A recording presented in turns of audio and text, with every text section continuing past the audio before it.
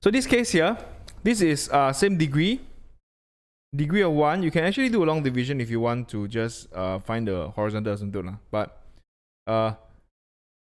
yeah, it is quite fast here. You don't need to really do a long division. You can just take the coefficient of x divided by coefficient of x. Okay? Yes, doesn't make sense. So you don't need to use GC. You can't actually use GC to find the asymptote. Oh, part 2, huh? Oh, yes, you can. They never ask for exact, right? Yeah, they never ask for, yeah. Actually, this question here, they never ask for exact. You don't really need to solve it. But if they ask for exact, you just do what we usually do lah. So the horizontal asymptote here is just y equals to 1 over 1. Now this only can work when it's linear, quadratic. So if not, you just do a long division. So vertical asymptote will be 1 minus x equals to 0. So this will be x equals to 1. Pretty okay. Now, so what I'll suggest is bring out a calculator. Now this is some of the tricks you can do if you just put let me just put the math. Okay, math. Then you just put x plus 1 minus x, right? Yeah, then for the one below, same thing. What you do is you just put x plus 1 minus x. Okay. Now, why you do that? Because you want this to be dotted. I think the original curve, you just put it dotted. This is one of the trick you can use. Yeah, you can just put it dotted so that when you decide which equation is which, right? The one being flipped up, you see this original curve here, you trace it out, right? This will take the original equation. The other one will take the negative equation. Okay, anything that is being flipped up is a negative one. Okay, I repeat. This is one of the neat tricks you can use to decide which equation is which. So what you do is, if you want it to be the dotted, go all the way, just scroll all the way to the left here, then press enter, and then just select this, the dotted line. Okay, then press OK. Yeah, then you guys, this is one advantage you can have using a GC. What we're gonna do is I just plot the graph lor. Okay, so you know that okay, and I will usually say just sketch the asymptote. Don't assume that your asymptote equation is correct. So I'm gonna use my favorite color, light blue, dotted line here. Okay, and 1. Okay, this is 1. So just put that 1 there. There you go. Then this is the vertical asymptote here. So as much as you can, try and draw all the important points of the curve using your GC. Then it helps you. Once done really, what you're going to do is you just label everything down nicely.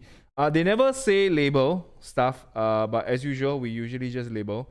Because you can imagine the whole cohort label, but you don't label, it's going to make you look quite bad. So try and label this part here. It helps also.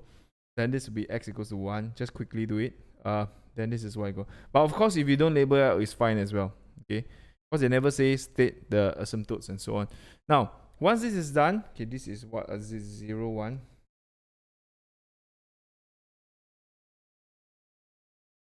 Then, yeah. You're told to sketch this graph, x plus 2. So this one shouldn't be too difficult. This is just, okay, this is what I do. You see this gradient here is 1, 1 because this is 1, 1. So you just move up the gradient to 2, x plus 2. So I can just quickly write this down as 2 here. Roughly here. 0, 2. Then this is 0, 1. Okay, negative 2, 0.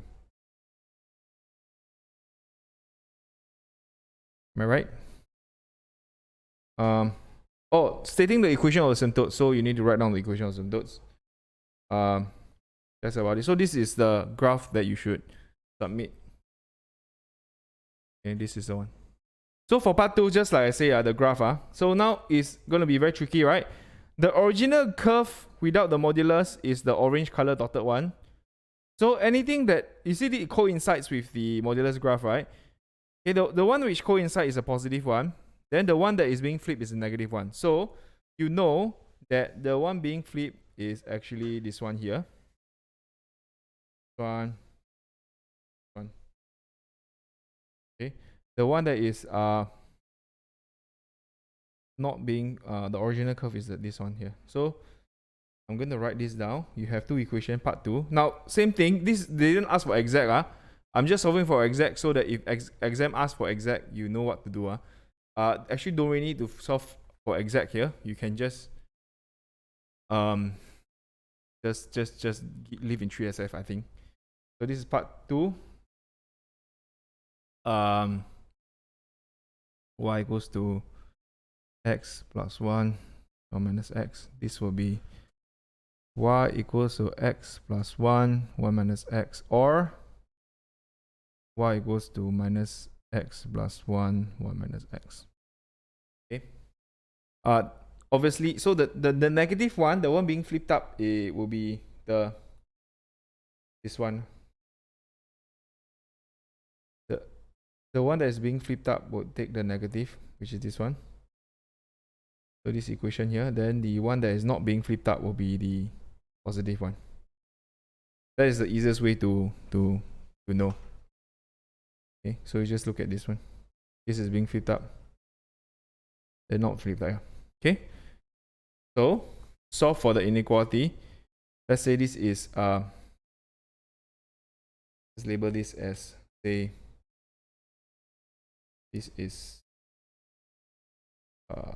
P, Q.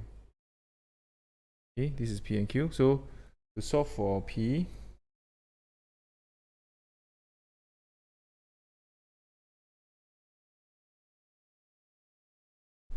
you take the actually PQR.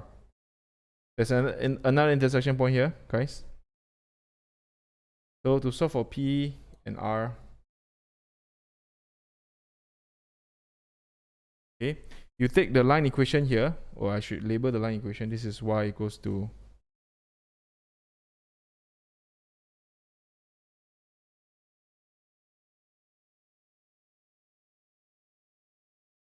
you take the line equation, intersect with the one that is being flipped up, which is this equation here.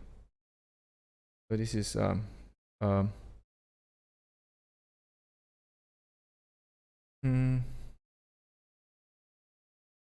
there you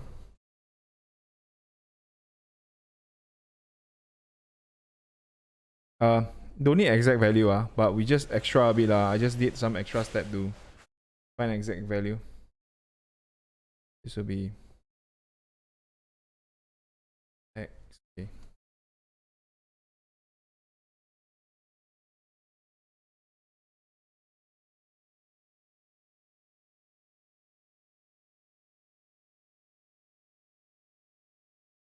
Minus 1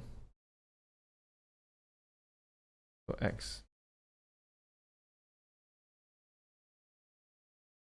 So this will be negative root 3.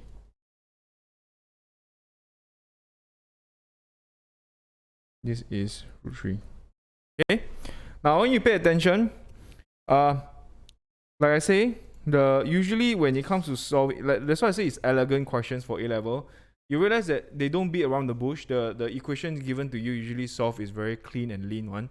It's not like in prelims you will like go around the whole town to get one exact value, right? It just doesn't happen so often in A level. It does happen, but you have to scale down what you see in prelim and what you see in A level. Okay, then of course solving for Q. Take note Q here. You just take the green equation. Here, solve with the line equation. That's about it. So to solve for Q,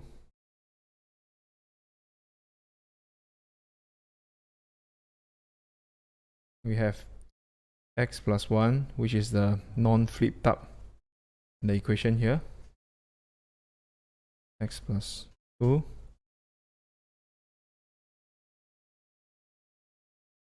And this is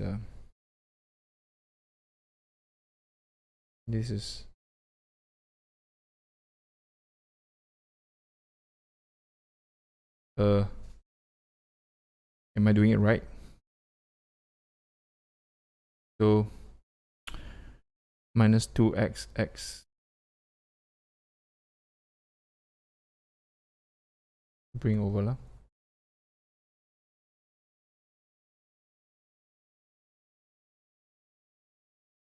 Okay, in calculator,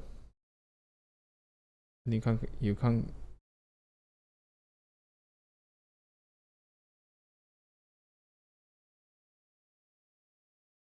Okay, so we can find the exact.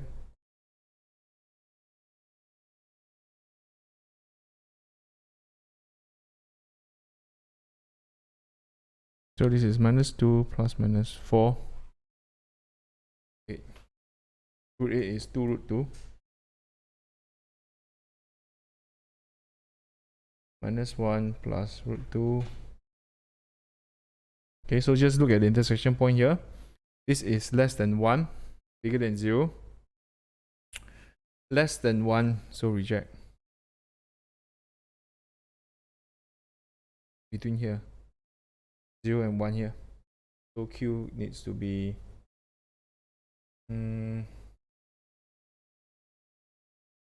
this one. This is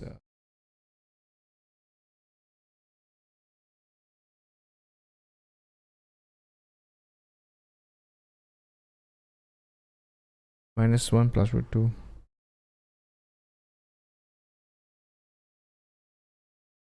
So there you go. Then what we need is solve that the modulus graph is below the line. So we solution set from graph.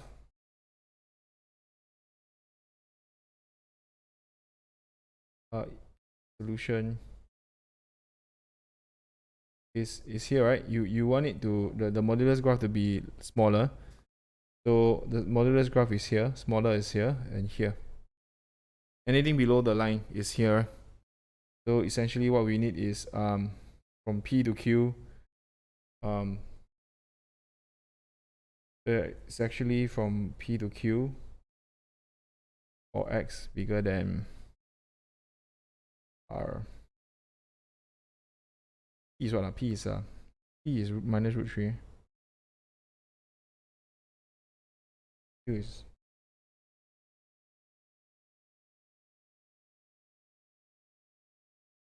okay.